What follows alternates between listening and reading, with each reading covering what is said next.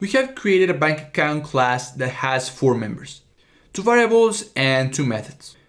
And we changed the definition of the variables to be private because we don't really want anyone to be changing the balance and the owner as they please. The only way to set the balance and the owner is through the constructor, a constructor that we also define to be different than the default constructor. We also created the add balance method that currently only adds the balance and returns it, but doesn't really set it to the balance. So that is the first thing that we need to change in here.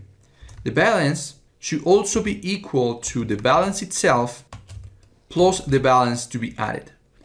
And then we can just return the balance instead of the addition because the addition already exists within the balance.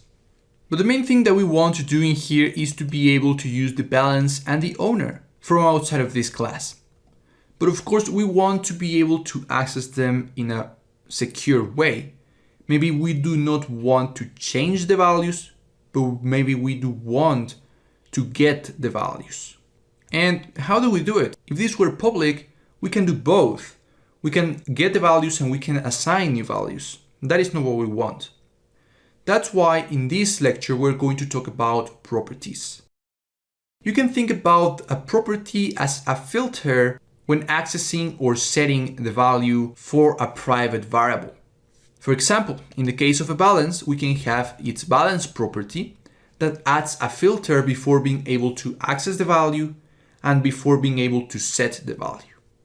Creating a property is very easy. When creating a property, you have to define it as public, because of course it should be available for access from anywhere in the code. It has to be the same type as the variable which it is representing, and it is usually called the same way but with the first letter being a capital. So you have balance but with a capital B. And then the property is going to have a body. And in the body we're going to define first a getter, which is get, which is by itself going to have a body, and we want a set as well. The get, as its name suggests, is going to return the value. It's going to allow anyone to get the value, in this case from the balance variable. So all we have to do is type return and the name of the variable, which in this case is balance. In the case of a setter, it is going to set a value to the variable. But in this case, we do not want anyone to just set a value from anywhere in the code. So what we can do is set the setter as private, and then inside of its body assign balance to the value that is being receiving. And we just write value, and it will mean the value that the balance is being assigned. So in this case, we have added a small filter. We have set the setter to be private, meaning that this property can only be set from within the bank account class. In fact, since we now have the property, we can change from within this class a couple of lines, so we are now using the property instead of the variable directly. And notice that we are able to set the value, and we're also able to get it and return it. So nothing has changed, at least in this class.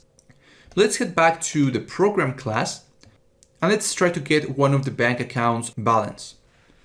If we go to bank account 1, we now have access to the balance property, and we can use the console.grindLine method to display it inside of the console. And if we run it, we see the balance before the addition, and then the lines of code that we had before, which is the balance after the addition and the balance of the second bank account after the addition. So we are able to get the value just like before. But let's say that we wanted to set the value. If we access balance and try to assign it to something else, maybe steal the money from Jane and assign it way less money than she has, notice that we have an error because we cannot set a value because the set for the balance is private. So we cannot do it. We have now created a property that has secured the balance.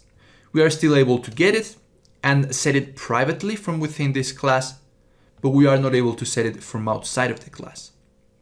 What a property allows us to do is even add a little bit more of code in here so we can add some more filters.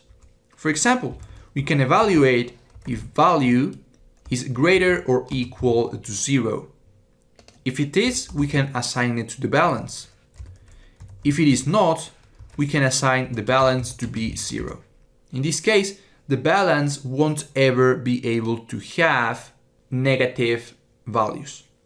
We can go ahead and test it by going into the program class and adding a negative value to the balance. For example, let's test what happens when I add a negative value to the second bank account, which is a little bit more than the first value.